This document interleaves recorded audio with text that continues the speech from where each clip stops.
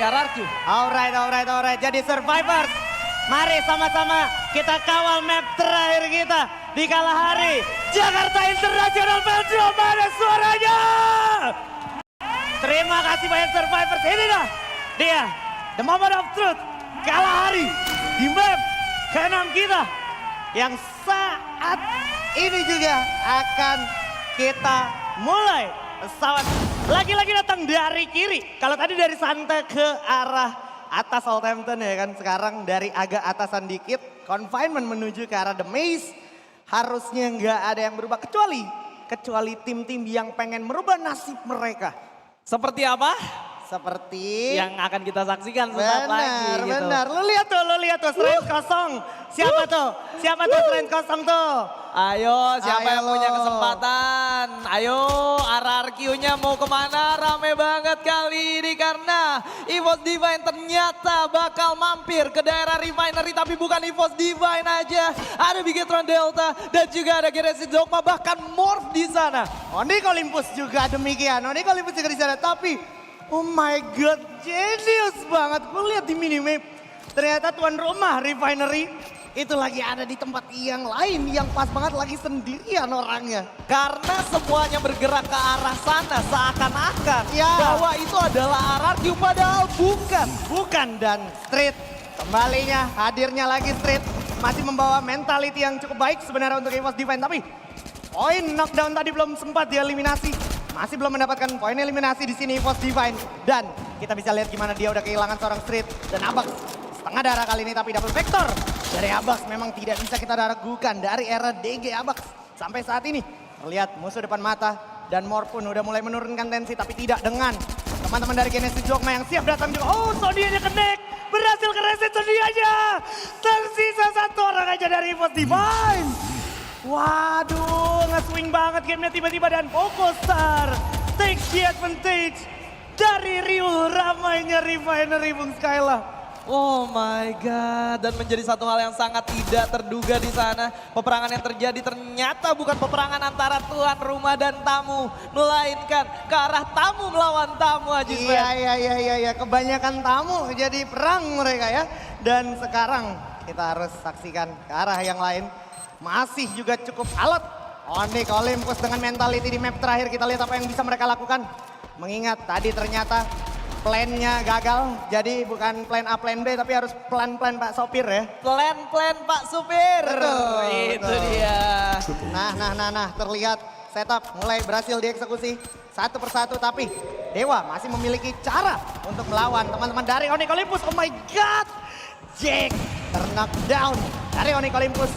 Pun yang tadi sempat melarikan diri juga ke notice sama Dewa United. Kalau Dewa United ngotot, itu dikejar sampai Refinery lagi. Refinery-nya perang lagi. Perang lagi, datang lagi tamu lagi. Nanti tuan rumahnya juga balik lagi ke situ, Pak. Exactly. Nah kan, ya ampun kaptennya aja beneran dikejar. Sampai tersisa harapan terakhir, asa terakhir, nafas terakhir. Dari Onyx Olympus dengan kondisi mentality mereka yang boleh gue bilang gak stabil karena dari 5 game sebelumnya. Placement point untuk Onyx Olympus sebenarnya gak bagus-bagus banget. Gak bagus-bagus banget, gue juga cukup setuju kali ini. Apalagi kalau lo lihat di game terakhir kali ini, walaupun seorang F berhasil mendapatkan 3 poin eliminasinya. Tapi teman-temannya sudah tidak ada dan dia juga mau lari kemana Pak? Ya, gila sih.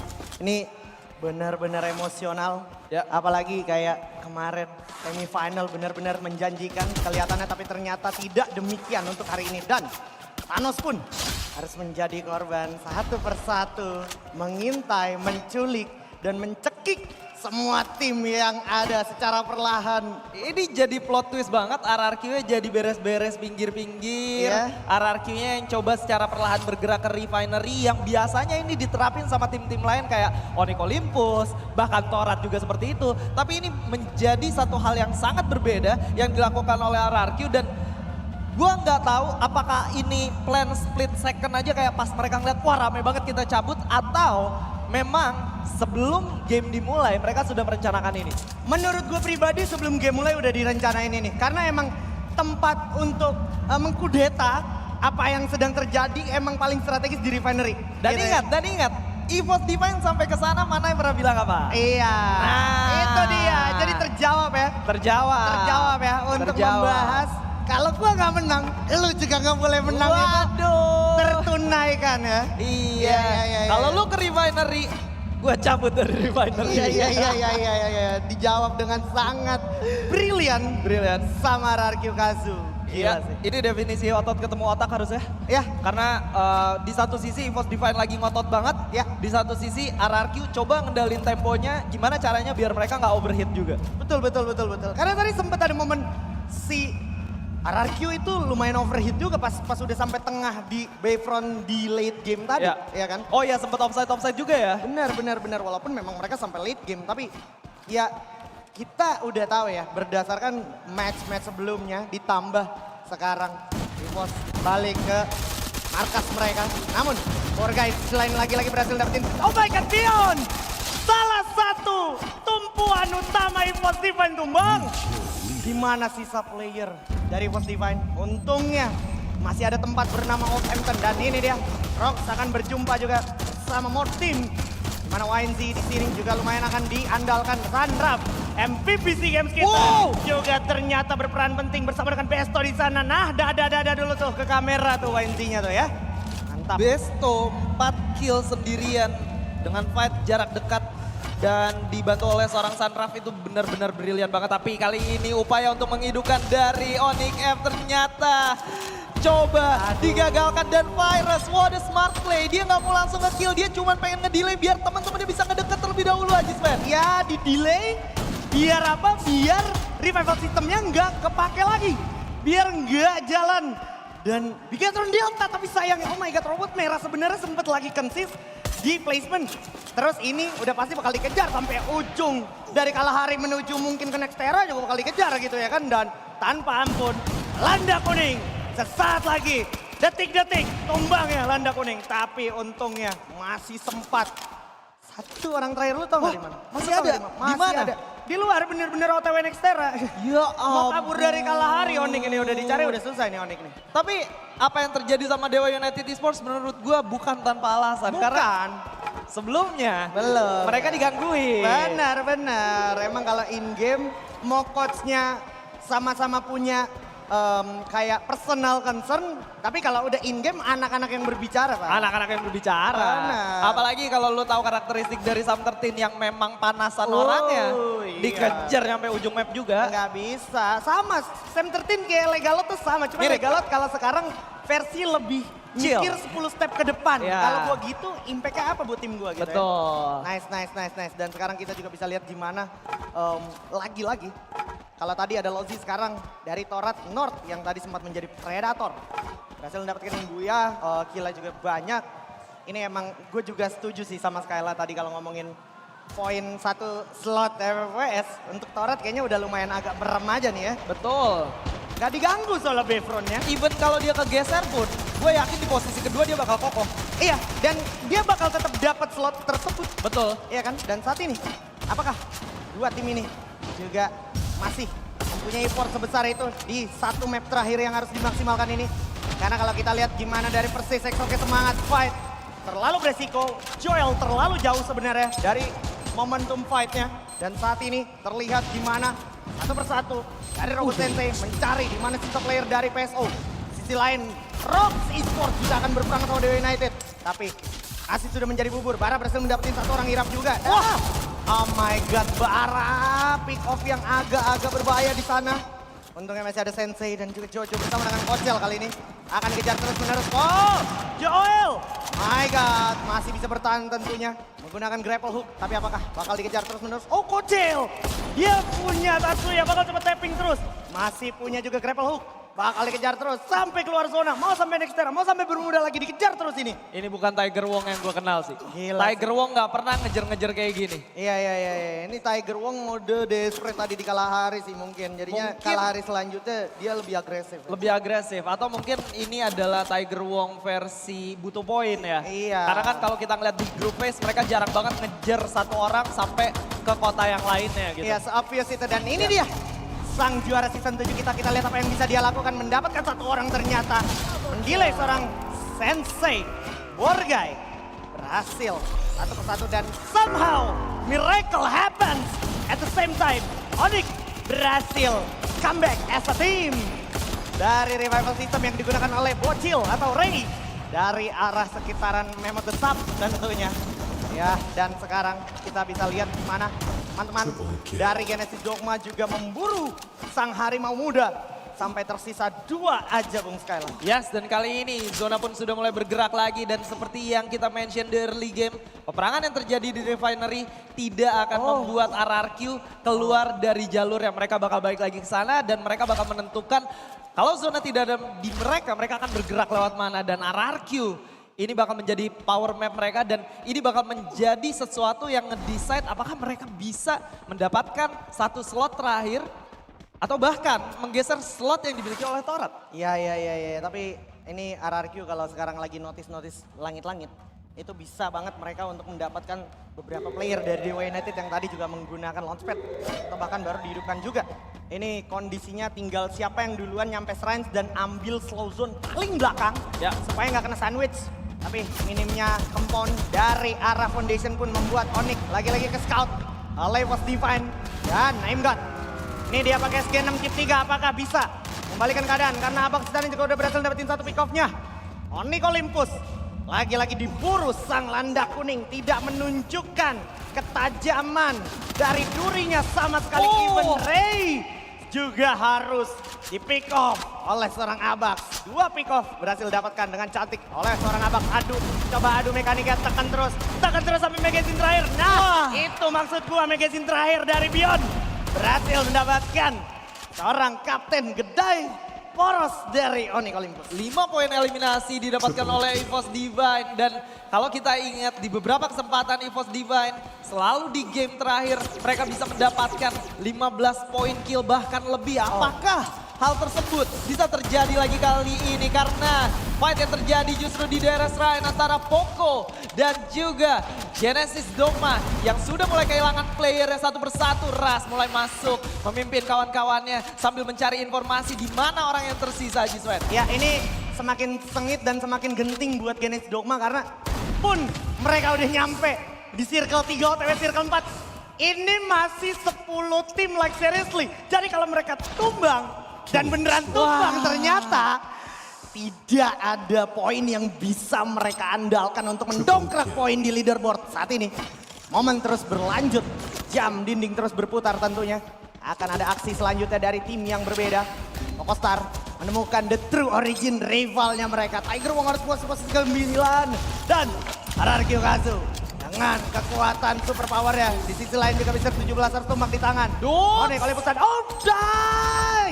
Itu dia dari Pokostar. 18 Oh my God! The Prince of Explosion berhasil menculik player dari Pokostar. Satu persatu mulai diabsen. Robot Razor juga bekerja sangat keras kali ini. Membuat RRQ Kazu semakin panas dan juga semakin yakin. Oh, Sonia connect. Bakal coba diajar, double pick sekaligus. Masih bisa dapat satu orang tapi Pokostar. Dan juga Dewa United dalam ancaman tentunya menjadi target yang lain. My God, benar-benar intens. Masuk Pokostar. Dewa United tumbang, Pokostar tumbang. Siapa yang bisa begitu? RRQ Kazu.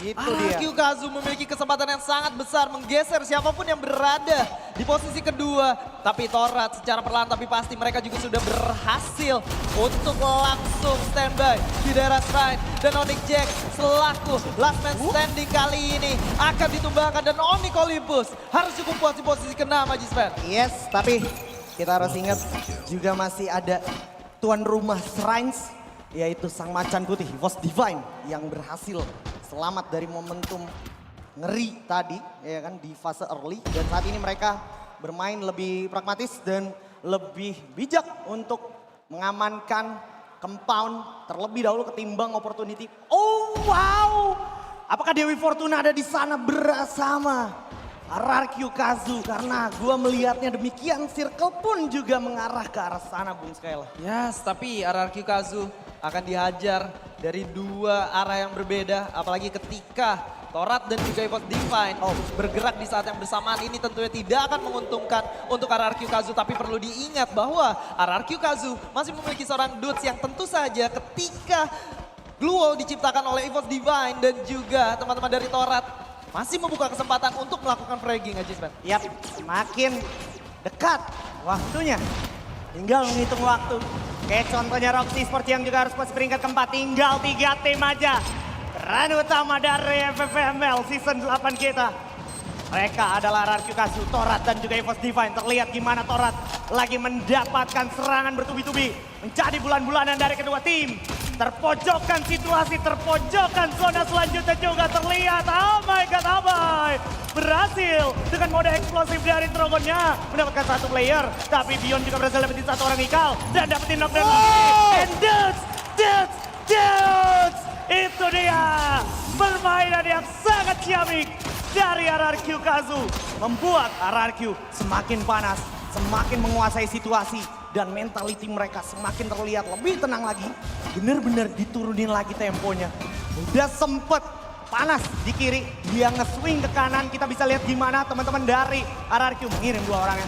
Terlihat 1 orang di depan sana, Pak langsung di komit mereka. Wow! Abax pun harus tumbang di tangan seorang Dudes. Dan Abai, oh my god, Tsubasa Misaki yang sangat cantik tentunya dari RRQ Kazu. Kita bisa lihat gimana tiba-tiba juga udah ada over yang dikirim.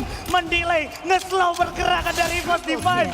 RRQ Kazu masih punya 1 skill itu yang sangat penting sekali Bung Skylar. Yes, dan masih belum berhenti sampai di situ. Kali ini seorang Razor sudah notice 1 orang yang tersisa berada di bawah. Tapi Legalot memberikan informasi bahwa masih ada seorang MGAT yang coba untuk kabur dari situasi yang sudah tercipta. Masih coba untuk dikejar, tapi seorang Razor menarik ke belakang untuk membantu temannya. Bahkan Darko juga sudah berhasil untuk di-end Ajis Ben. Yep, Legalot mungkin kehilangan Razor.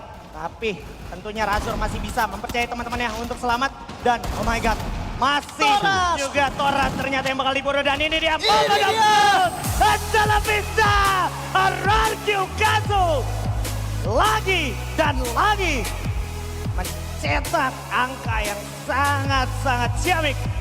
Wow, di penutup match kita di Grand Final FFML Season 8 di Jakarta International Velodrome.